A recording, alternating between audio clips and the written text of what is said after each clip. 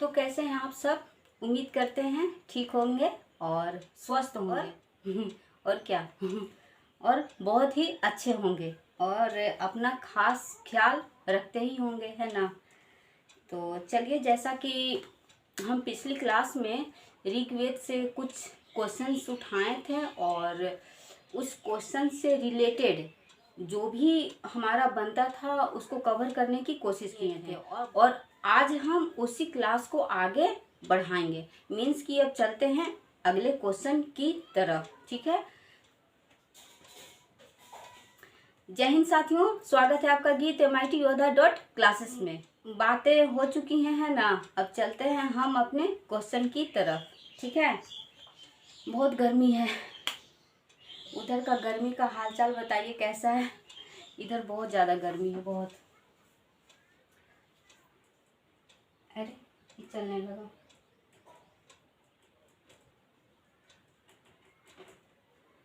जानते हैं, ये जो मार्कर है ना, कल रात को हम क्लास रिकॉर्ड नहीं कर पाए इसकी वजह से, क्योंकि ये मार्कर ना सूख चुका था, ठीक ना। तो इसके अंदर हम डाले वो ड्रॉप जो होता है वो डालें, लेकिन फिर भी नहीं चल रहा था। तो मन किया कि इसका ऑपरेशन कर दे, लेकिन फिर सोचे कि नहीं, ऑपरेशन करने से पहले पता कर लेते हैं। तो फिर हमको पता चला कि नहीं, अगर ये ख़राब हो चुका है, अगर मीन्स कि ये ख़राब नहीं हुआ है, बस सूख चुका है, जो चल नहीं रहा है, ड्रॉप डालने के बाद भी नहीं चल रहा है। तो हमको पता चला कि इसके अंदर ड्रॉप अगर आपके पास भी है तो उसकी जानकारी हम दे देते हैं, है ना। जैसा हमें फील हुआ, है ना, कि आपको बता देना चाहिए आप लोगों को कि अगर सूख जाए तो इसे फेंकना नहीं है, क्योंकि ये ख़राब नहीं हुआ है। क्या कीजिए, इसके जो इंक वाला ड्रॉप आता है ना, इसमें भर दीजिए, ठीक है। लगभग 20 से 25 बूंद और भर के, और उसके बाद क्या कीजिए, इसका ढक्कन प्रेम से बंद कीजिए और इसको 1 सप्ताह के लिए इसको आराम करने के लिए छोड़ दीजिए। मतलब कि ये आराम करना चाहता है, ठीक ना। बेचारा का मुंह नहीं है तो क्या, बोल तो रहा है जब चल नहीं रहा है, मीन्स कि बोल रहा है कि अब हम थक चुके हैं, नहीं चल पाएंगे, हमको आराम दो, वो भी 1 सप्ताह। इसीलिए इसको हम रख दिए हैं, ठीक है। और रात को इसी का वजह से क्लास नहीं हो पा रहा था, ठीक है। तो अब चलते हैं। अब आप लोगों का माइंड में क्वेश्चन आया होगा कि अगर हम इसको 1 सप्ताह के लिए हम छोड़ देंगे, उसके बाद करेंगे क्या। तो सिंपल, नया लेकर आ जाएंगे। मीन्स कि 1 की जगह 2 रखेंगे। अगर ये आराम चाहता है तो उसको यूज करेंगे, और अगर वो आराम चाहता है तो उसको आराम की स्थिति में डालकर इसे यूज करेंगे, ठीक है। चलिए,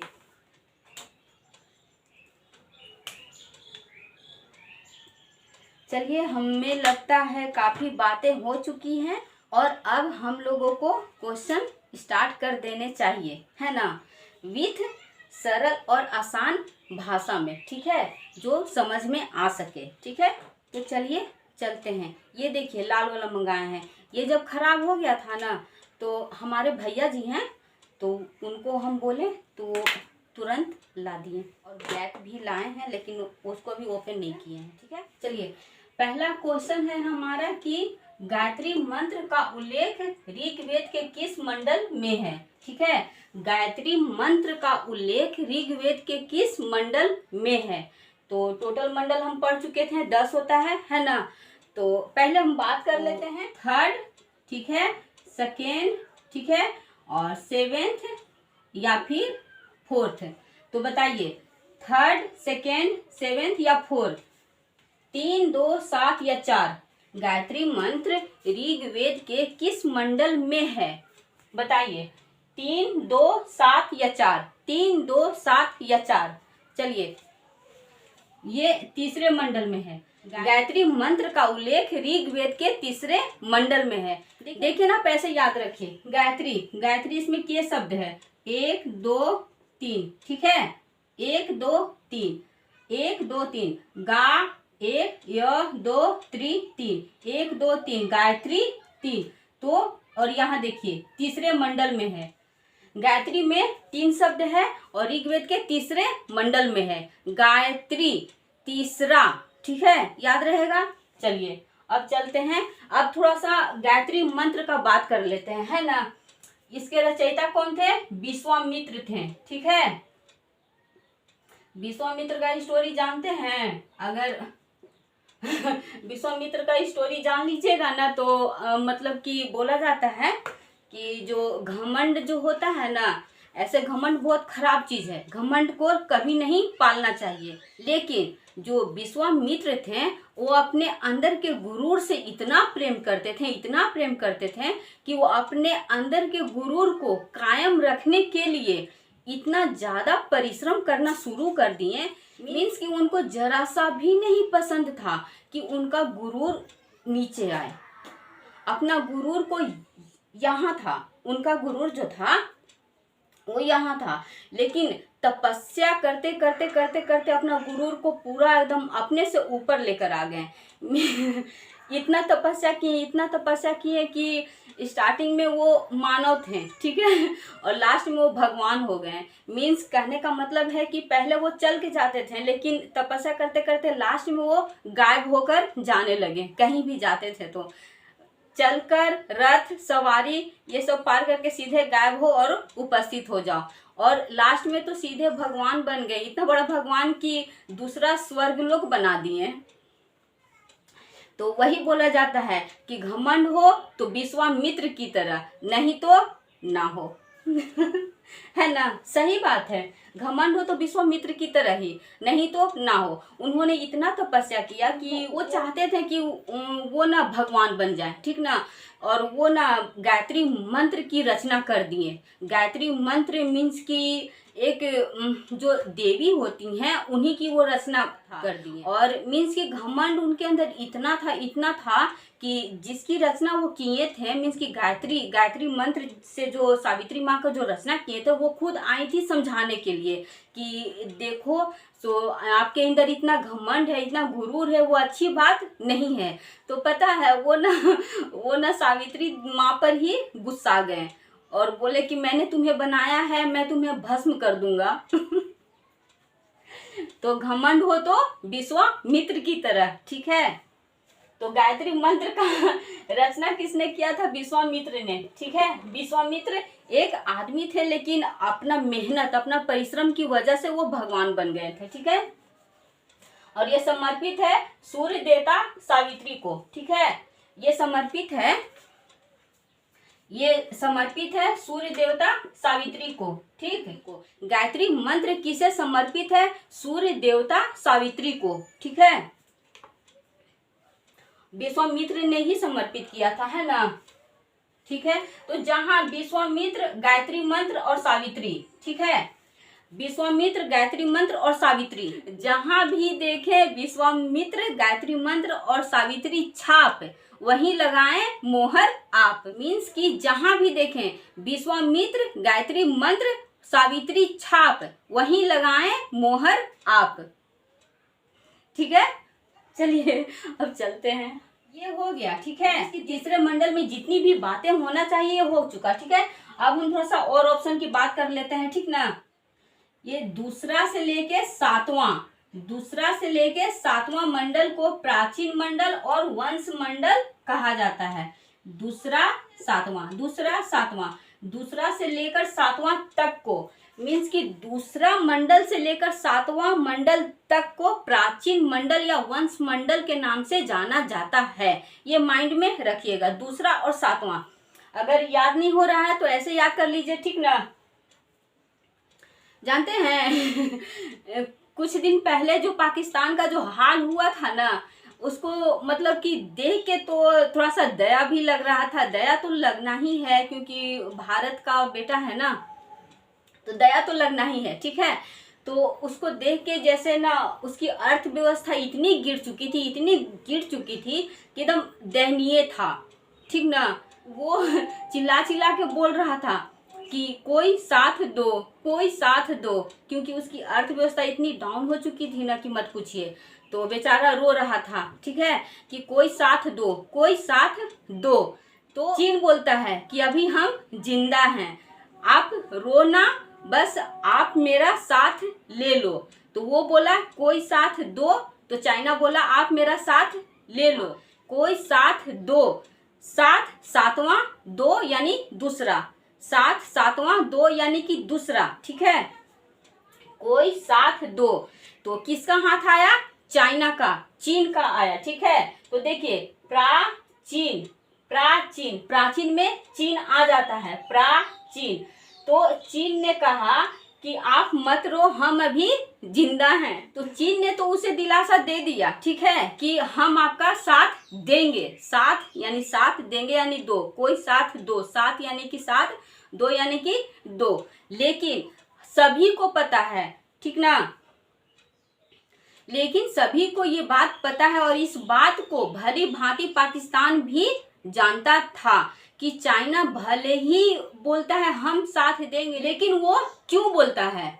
क्यों? क्योंकि उसका मन में खोट है, क्योंकि वो चाहता है कि सारी दुनिया पर उसी का वंश का विस्तार हो और कोई राज ना करे। इसीलिए वो लोन दे देकर उसको अपना बना लेता है। और वही हाल पाकिस्तान का भी हुआ था, ठीक ना, कि उसको मतलब इतना ज्यादा लोन दे दिया ना कि अब पता नहीं है ना कि अब पाकिस्तान भी सोचता है कि हम पाकिस्तान हैं भी कि नहीं। चाइना की मंशा क्या होती है कि पूरा क्षेत्र में उसी का वंशज का विस्तार हो, वंश का विस्तार हो। तो देखिए वंश मंडल और प्राचीन मंडल, वंश मंडल प्राचीन मंडल कहाँ से कहाँ तक है? दूसरा से सातवां तक है, दूसरा से सातवां तक है, ठीक है।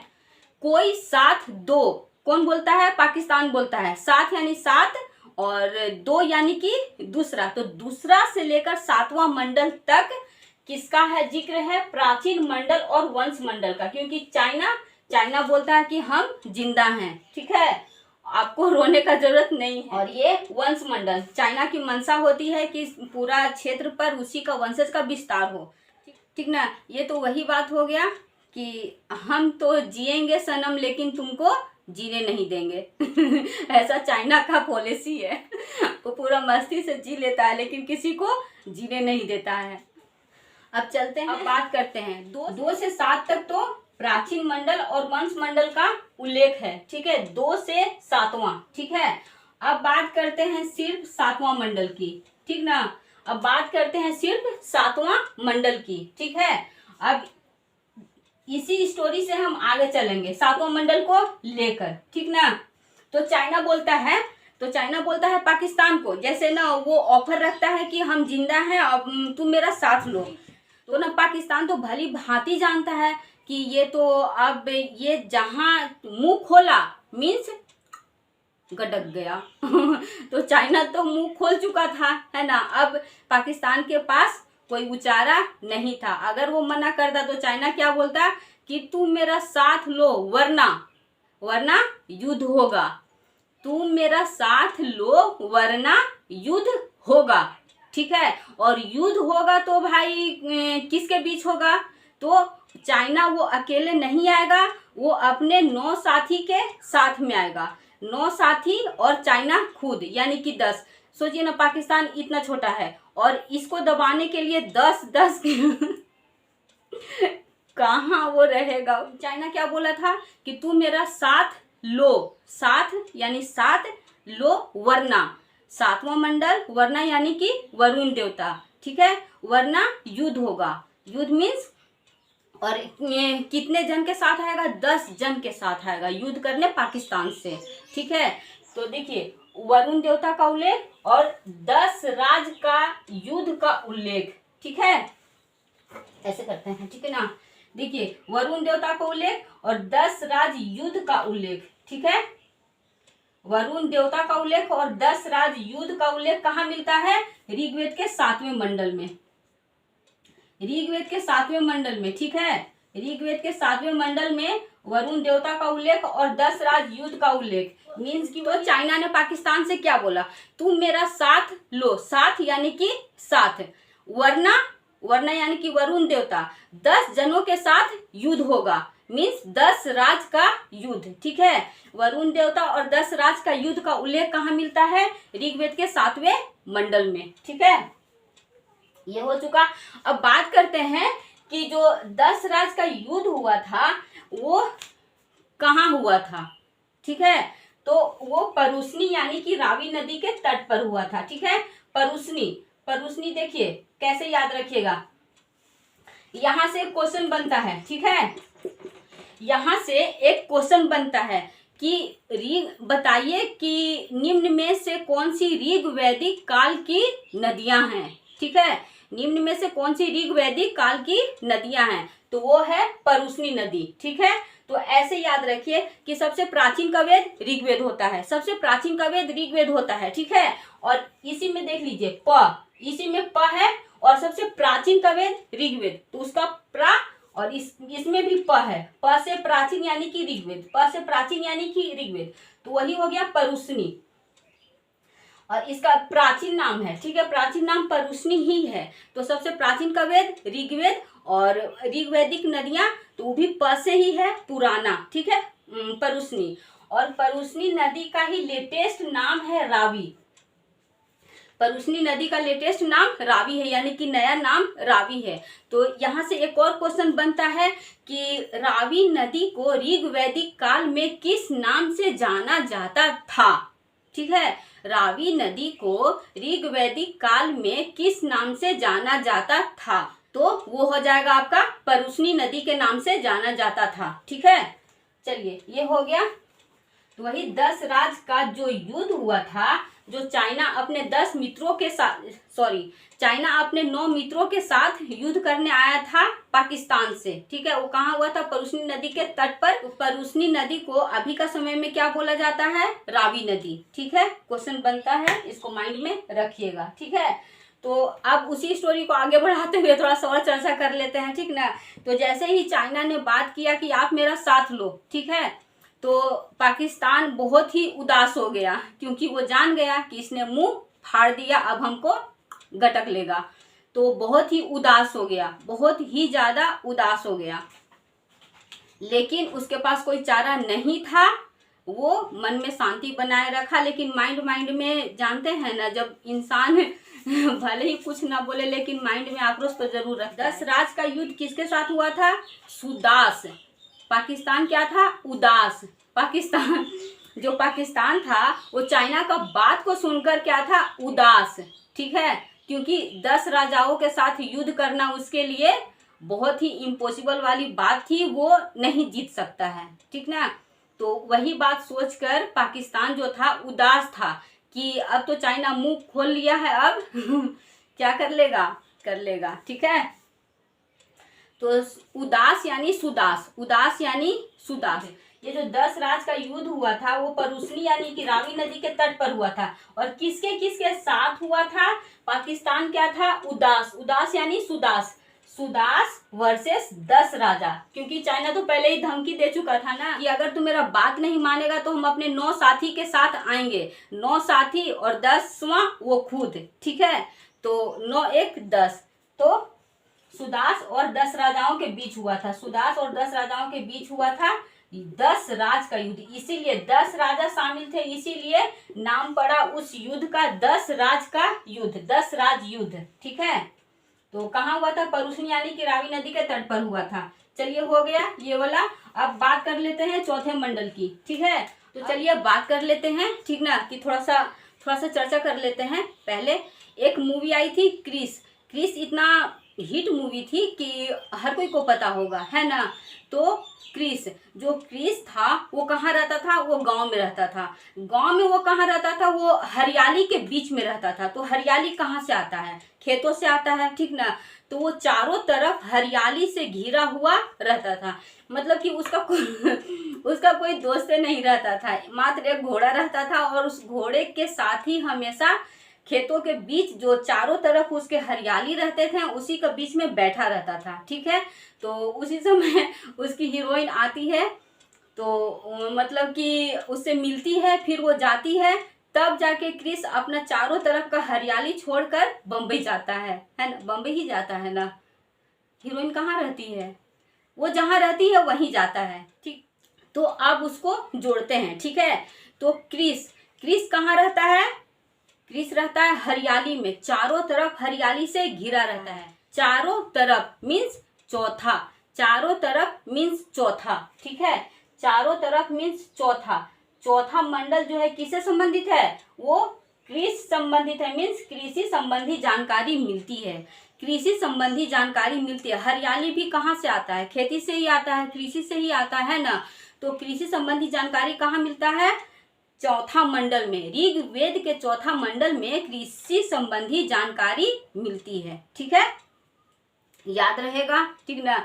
अब उस पिक्चर में जो क्रिस की हीरोइन थी, जो प्रियंका चोपड़ा थी, उसका नाम हमको याद नहीं आ रहा है, पता नहीं क्या नाम था। अच्छा चलिए, नाम जो भी हो लिंक करके हम याद कर लेंगे। बस माइंड में सेटअप करना है कि एग्जाम में आए क्वेश्चन हाथ से जाने ना पाए, चाहे जैसे भी हो। ठीक है, अब एक बार थोड़ा सा देख लेते हैं, ठीक ना। तब गायत्री मंत्र का उल्लेख ऋग्वेद के किस मंडल में है, तो तीसरे मंडल में है। ठीक है, इसकी रचना विश्वामित्र ने किया था, समर्पित सूर्य देवता सावित्री को समर्पित है। और 2 से लेकर 7वां मंडल प्राचीन मंडल और वंश मंडल कहलाता है। ठीक ना। और 7वें मंडल में वरुण देवता और 10 राज युद्ध का उल्लेख मिलता है। और 10 राज युद्ध हुआ कहाँ था, परुष्णी यानी कि रावी नदी के तट पर हुआ था। किसके बीच में हुआ था, सुदास और 10 राजाओं के बीच में हुआ था। लेकिन एक बात तो बताना भूल ही गए, लास्ट में जब 10 राजा के साथ पाकिस्तान युद्ध किया ना, तो युद्ध से पहले तो बहुत ही उदास था, बहुत ही उदास था। लेकिन जब उसका परिणाम आया तो वो उदास यानी सुदास जीत गया। विनर कौन था, सुदास था।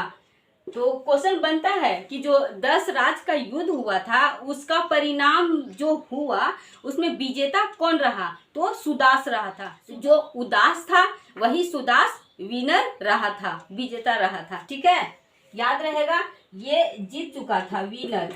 ठीक है, 1 मिनट नहीं दिख रहा है ना, हम ठीक से लिख देते हैं। ठीक है, ये जो था, ये क्या था, ये विनर था। ठीक, विनर दिख रहा है ना, ये सुदास विनर था। सुदास यानी कि जो वही दास होकर, सोचिए ना, 10 राजा से भिड़ा, है ना, 10 राजा से भिड़ा और जीत गया। सोचिए, इसी को बोला जाता है जुनून। और जिसके अंदर लक्ष्य पाने का जुनून होता है ना, चाहे जितनी भी मुश्किलें आए, सारी मुश्किलों का सामना वो कर जाता है। चाहे वो रोते रोते करे, हंसते हंसते करे, या फिर क्रोधित होके करे। क्योंकि उसके माइंड में होता है कि नहीं, हमको अपनी मंजिल पाना ही है। ठीक है, तो चलिए, ये क्वेश्चन होता है कंप्लीट, ये क्वेश्चन होता है कंप्लीट। अब हम चलते हैं हमारे नेक्स्ट क्वेश्चन की तरफ। देखिए क्वेश्चन क्या बोल रहा है, ऋग्वेद के कौन से मंडल में सोम देवता का उल्लेख है। ठीक है, सोम देवता, ठीक ना, ऋग्वेद के कौन से मंडल में सोम देवता का उल्लेख है। ठीक है, तो बताइए, हम ऑप्शन के थ्रू उसको पहले छाटेंगे, पहले हम ऑप्शन को अलग करेंगे। ठीक है, तो चलिए देख लेते हैं। 9वां, ठीक ना, 9th, 10th, 8th, 4th और इनमें से कोई नहीं। ठीक है, तो पहले हम देख लेते हैं चौथा। ठीक ना, पहले हम चौथा को देख लेते हैं। तो चौथा में कोई कंफ्यूजन नहीं होना चाहिए, वो इजीली ऑप्शन हट जाना चाहिए, क्योंकि चौथे मंडल की चर्चा हम लोग कर चुके हैं। ठीक है, तो कृषि से संबंधित जानकारी कहाँ मिलती है, तो चौथे मंडल में मिलती है। हम लोगों ने ट्री के माध्यम से याद किया था, वो क्या था कि जो कृष होता है, चारों तरफ हरियाली के बीच में अपने एक घोड़ा के साथ बैठा रहता है, चारों तरफ यानी चौथा मंडल। और कौन बैठा रहता है, तो कृष यानी कि कृषि संबंधी जानकारी मिलती है चौथे मंडल से। तो ये तो ऐसे ही कट गया है ना, क्योंकि आ रहा है सोम देवता का बात आ रहा है, तो ये तो ऐसे ही कट गया। ठीक है, अब बात करते हैं आठवां मंडल। आठवां मंडल जो है, इसमें हस्तलिखित ऋचाओं का उल्लेख है, हस्तलिखित ऋचाओं का उल्लेख है। और उस हस्तलिखित ऋचाओं को खील कहा जाता है। ठीक है, यहाँ लिख देते हैं। देखिए, जो आठवां मंडल है, इसमें हस्तलिखित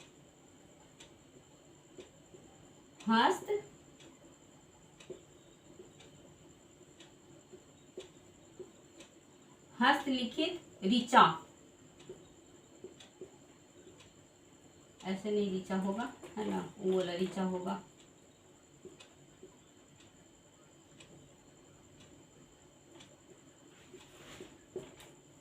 हस्तलिखित ऋचाओं का उल्लेख कहाँ मिलता है? वो 8वां मंडल में है, ठीक है। और ये हस्तलिखित जो ऋचा है इसको क्या बोला जाता है? इसको खील बोला जाता है।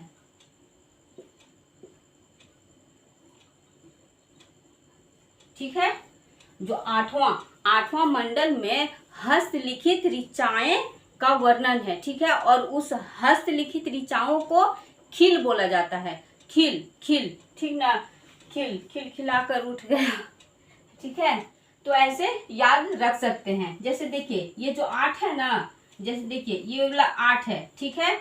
और इसका हस्तलिखित ऋचा, तो हस्तलिखित का हम ह लेते हैं, ठीक है। हस्तलिखित का हम ह ले लिए, ठीक है। ये 8 है, ये ह है, ठीक है। अब इसको हम ऐसे ऐसे मिला दिए तो ये भी क्या बन गया? 8 बन गया ना। तो 8वां मंडल हस्तलिखित ऋचाएं मीन्स कि इसका ह ले लिए, ठीक है, और इसका ह को मिला दिए तो बन गया 8। ये बन गया 8 और ये भी 8वां। तो 8वां मंडल में हस्तलिखित ऋचाओं को खील कहा जाता है, ठीक है। 8वां मंडल में हस्तलिखित ऋचाओं को खील कहा जाता है, ठीक है। अब आते हैं 10वां। तो 10वें मंडल में नदी सूक्त और पुरुष सूक्त, 2 सूक्त मिलते हैं 10वां मंडल में, नदी सूक्त और पुरुष सूक्त। इसको कहाँ लिखें? इसको यहाँ लिख देते हैं, है ना। जो 10वां जो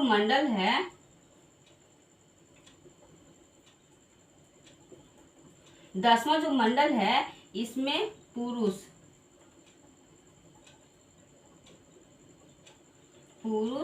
सूक्त, इसमें पुरुष सूक्त और नदी सूक्त,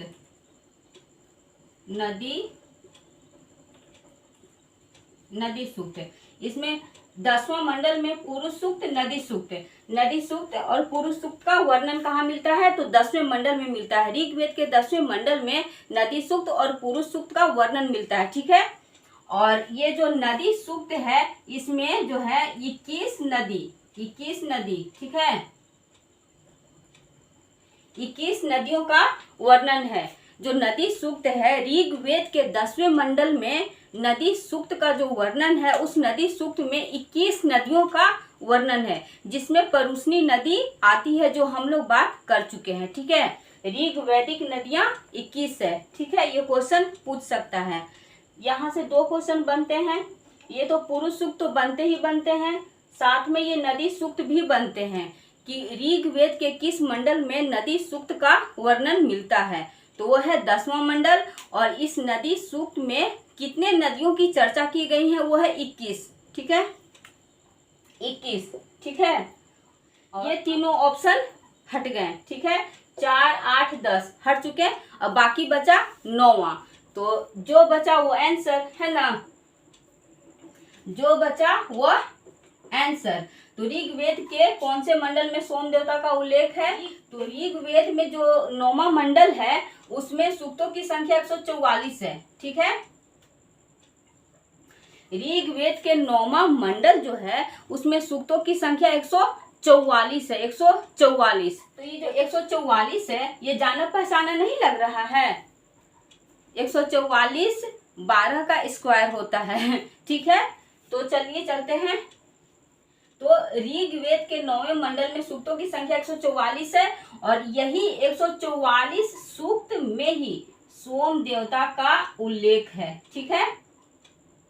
144 सूक्त में ही सोम देवता का उल्लेख है। सोम देवता ऋग्वेद के 9वें मंडल के 144 सूक्तों में सोम देवता का उल्लेख है। और सोम देवता को ही वनस्पति का देवता कहा जाता है। सोम देवता को वनस्पति का देवता कहा जाता है, ठीक है। वनस्पति का देवता किसको बोला जाता है? सोम देवता को। और क्यों बोला जाता है? क्योंकि ये जो सोम देवता है ना वो सोमरस का पौधा का दिव्य अवतार और उससे प्राप्त पेय का प्रतिनिधित्व करते हैं। ठीक है, सोमरस का जो पौधा होता है उसके दिव्य अवतार का प्रतिनिधित्व करते हैं सोम देवता, ठीक ना, और उससे प्राप्त पेय जल का भी प्रतिनिधित्व करते हैं। मीन्स कि ये जो सोम देवता है सोमरस का तो प्रतिनिधित्व करते ही हैं, और उससे जो प्राप्त पेय रस होता है ना, उसके पेय पदार्थ जो होता है ना, उसका भी प्रतिनिधित्व करते हैं। कहा जाता है कि आर्यों का जो पेय पदार्थ था वो सोमरस ही था। ठीक है, इसीलिए सोम देवता को वनस्पति का देवता भी कहा जाता है। ठीक है, और ये जो सोमरस है इसके अन्य नाम भी है। ठीक है, ये जो सोमरस है इसके अन्य नामों से भी जाना जाता है। क्या क्या नाम है? ये है दिव्य नशा, प्रेरणा प्रदाता। ठीक है, कैसा कैसा नाम है देखिए, दिव्य नशा, प्रेरणा प्रदाता, अमरता। ठीक है, दिव्य नशा, प्रेरणा प्रदाता, अमरता, ये जो तीन नाम है इन तीनों नामों को सोमरस का प्रतीक के रूप में जाना जाता है। मीन्स कि इसका प्रतीक है। ठीक है, सोमरस का क्या है? प्रतीक है। लिख रहा है ना, सोमरस का क्या है? प्रतीक है। दिव्य नशा, प्रेरणा प्रदाता, अमरता सोमरस का अन्य नाम है। ठीक है, दिव्य नशा, प्रेरणा प्रदाता, अमरता। दिव्य नशा मीन्स नशा देता होगा, और जब इंसान जब नशा में आ जाता है ना, उसको खुद से प्रेरणा मीन्स कि अंदर से प्रोत्साहन मिलता है ना, कि सारी दुनिया इधर की उधर किधर भी हो जाए हम सही है। सोमरस को अमृत मानता है, अमरता। ठीक है, तो क्या हो गया? दिव्य नशा, प्रेरणा प्रदाता, अमरता। दिव्य नशा, प्रेरणा प्रदाता, अमरता। ठीक है, इन तीनों को सोमरस का प्रतीक माना जाता है। ठीक है, अब चलते हैं अगले क्वेश्चन की तरफ। ठीक है, तो चलिए हमारा अगला क्वेश्चन तैयार है। तो हमारा अगला क्वेश्चन है पुरुष सूक्त। पुरुष सूक्त ऋग्वेद के किस मंडल में वर्णित है? ये जो पुरुष सूक्त है वो ऋग्वेद के किस मंडल में वर्णित है? तो चलिए हम ऑप्शन के माध्यम से पहले जो ऑप्शन को हम पहले अलग करेंगे। ठीक है, तो पहले देख लेते हैं 8वां मंडल। तो 8वां मंडल तो ऐसे ही कट जाना चाहिए क्योंकि हम लोग बात कर चुके हैं, है ना। 8वां मंडल में क्या है? हस्तलिखित ऋचाएं हैं जिसको खिल कहा जाता है। ठीक है, तो ये तो हो नहीं सकता है। अब चलिए 7वां मंडल। अब यहाँ देख लीजिए, बात करते हैं 7वां मंडल की। तो 7वां मंडल में क्या है? वरुण देवता और 10 राज का युद्ध का उल्लेख है। वरुण देवता और 10 राज का युद्ध का उल्लेख है। 10 राज युद्ध 10 राजाओं और सुदास के बीच में हुआ था, जिसमें सुदास विनर घोषित किया गया था, विनर रहा था। ठीक है, तो 2 और 7 तो कट गए। ठीक है, अब बात करते हैं तीसरे मंडल की। तो ये तो ऐसे ही कट जाएगा क्योंकि तीसरे मंडल में गायत्री मंत्र का उल्लेख है। वही गायत्री मंत्र जिसके रचयिता विश्वामित्र हैं। विश्वामित्र जो बहुत ही ज़्यादा उनके अंदर गुरूर था और अपने गुरूर को कायम रखने के लिए बहुत ही ज़्यादा परिश्रम किए थे। मीन्स के स्टार्टिंग में मानव थे और अंत जाते जाते भगवान जी बन गए। ठीक है, वही विश्वामित्र जो गायत्री मंत्र का रचयिता थे। और गायत्री मंत्र किसे समर्पित है? तो सूर्य देवता सावित्री को। ठीक है, तो ये तीसरा तो हो नहीं सकता है, कट जाएगा। दूसरा भी कट गया। अब बचा कौन? 10वां। जो बचा वो आंसर, जो बचा वो आंसर। ठीक है, तो 10वां होगा। मीन्स की पुरुष सूक्त ऋग्वेद के 10वें मंडल में वर्णित है।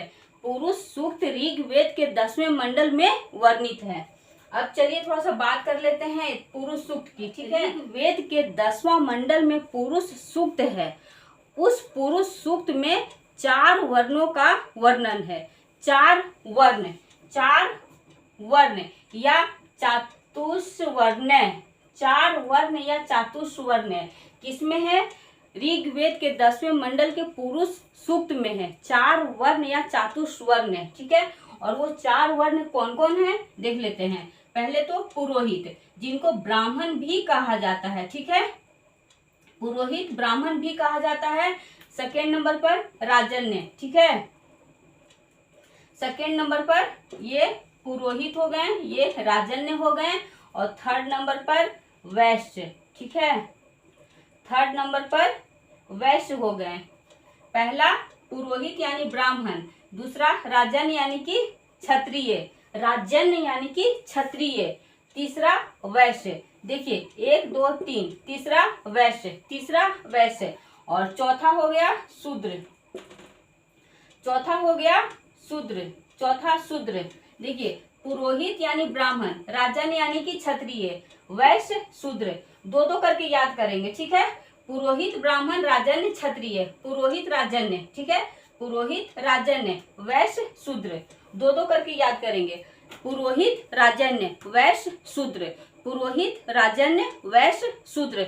पुरोहित को क्या बोला जाता है? ब्राह्मण्य, और राजन्य को क्षत्रिय, फिर आ जाता है वैश्य, और 4th नंबर पे आता है आपका शूद्र, ठीक है।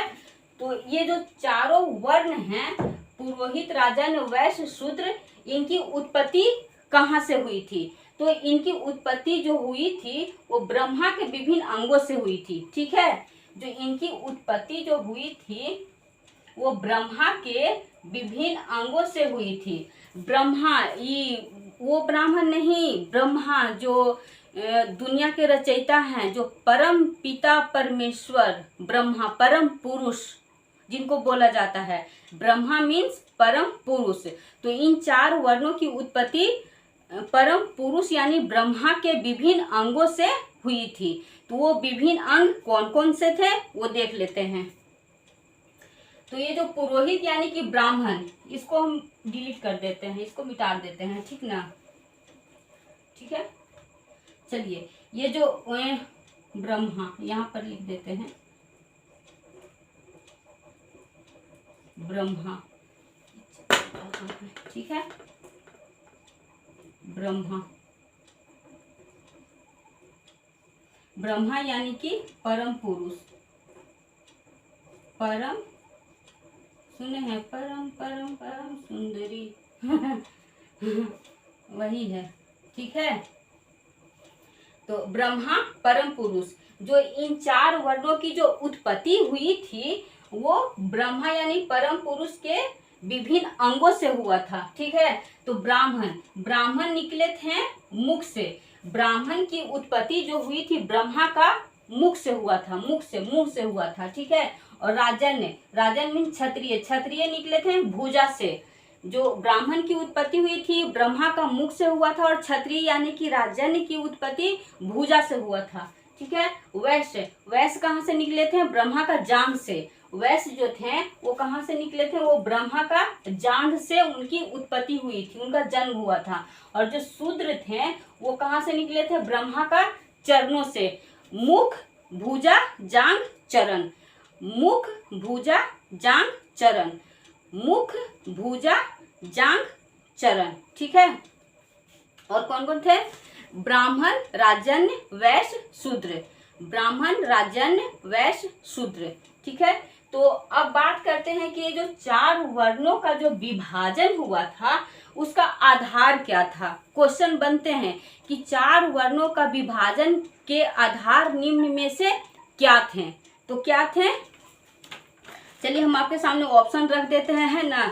चलिए, निर्धनता, जाति, व्यवसाय या रंग। निर्धनता, जाति, व्यवसाय या रंग मीन्स की क्वेश्चन आता है कि चारों वर्णों का विभाजन किस चीज पे आधारित था, मीन्स कि किस चीज को आधार मानकर उनको बांटा गया था, ठीक है। तो चलिए हम देख लेते हैं, ठीक ना। देखिए आधार, आधार क्या था? क्वेश्चन आता है आधार क्या था? आधार था व्यवसाय। व्यवसाय, ना तो निर्धनता था, ना तो जाति था, ना तो रंग था, व्यवसाय था, उनका पेशा। उनका पेशा क्या क्या है उस पेशे के हिसाब से चारों वर्णों को बांटा गया था, ठीक है। तो उनका पेशा क्या था देख लेते हैं, ठीक है। ये जो ब्राह्मण यानी कि पुरोहित, ब्राह्मण यानी कि पुरोहित, पुरोहित का पेशा क्या था? ज्ञान बांटना, ठीक है। पुरोहित का पेशा था ज्ञान बांटना। जैसे शादी में देखते हैं ना पंडित जी, पंडित जी कितना ज्ञानी होते हैं, पता नहीं मंत्र कहाँ कहाँ से लेकर आते हैं, पूरा संस्कृत में क्या क्या बोल के निकल जाते हैं, हम लोग का माइंड का ऊपर चल जाता है ना। तो वो ज्ञानी होते हैं, उनका काम ही रहता है ज्ञान बांटना। पंडित जी जहाँ भी बैठेंगे तो देखिएगा मतलब कि ज्ञान बांटते रहेंगे तो जो ब्राह्मण है उनका काम क्या था, ज्ञान बांटना, उनका पेशा क्या था, ज्ञान बांटना। और जो सबसे बड़ा ज्ञानी होता है उसका महत्व ऊपर होता है ना। जो सबसे बड़ा ज्ञानी होता है उसका महत्व ऊपर होता है, मीन्स कि वो ब्रह्मा का मुख से निकले थे, है ना। चलिए ये हो गया। अब राजन्य यानी कि क्षत्रिय, तो क्षत्रिय जो थे वो ब्रह्मा का भुजा से निकले थे, ठीक ना। और क्षत्रिय का व्यवसाय क्या था, उनका पेशा क्या था, उनका पेशा था युद्ध लड़ना, ठीक है। देख लीजिए उनका जो पेशा था ये था युद्ध लड़ना, गांवों कबीलों और राज्यों की रक्षा करना। युद्ध लड़ना, गांवों कबीलों और राज्यों की रक्षा करना। जो क्षत्रिय जो राजन्य होते हैं वो युद्ध में आगे होते हैं क्योंकि उनका पेशा ही होता है। देखते हैं जब लड़ाई होता है तो अपोजिट पर्सन को बोलते हैं, एक दूसरे को ही बोलते हैं कि तुम्हारे अंदर भुजा है अगर भुजा है तो सामने आओ, अगर भुजा है कलेजा है तो सामने आओ, है ना।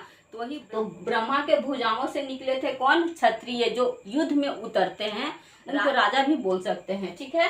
तो ये इनका पेशा क्या था, युद्ध लड़ना, गांवों कबीलों और राज्यों की रक्षा करना, ठीक है। अब युद्ध लड़ने जा रहे हैं तभी तो राज्यों की रक्षा होगी ना। अब आता है वैश्य। वैश्य का पेशा क्या था, व्यापार करना। जो वैश्य लोग होते थे उनको व्यापार करने में ज्यादा मन लगता था, उनका पेशा ही व्यापार करना था, इसीलिए उनको वैश्य का श्रेणी में डाल दिया गया। व्यापारी लोग को वैश्य का श्रेणी में डाल दिया गया, मीन्स तीसरे नंबर पर, है ना। अब आता है शूद्र। शूद्र यानी कि चरण यानी कि पैर, ठीक है।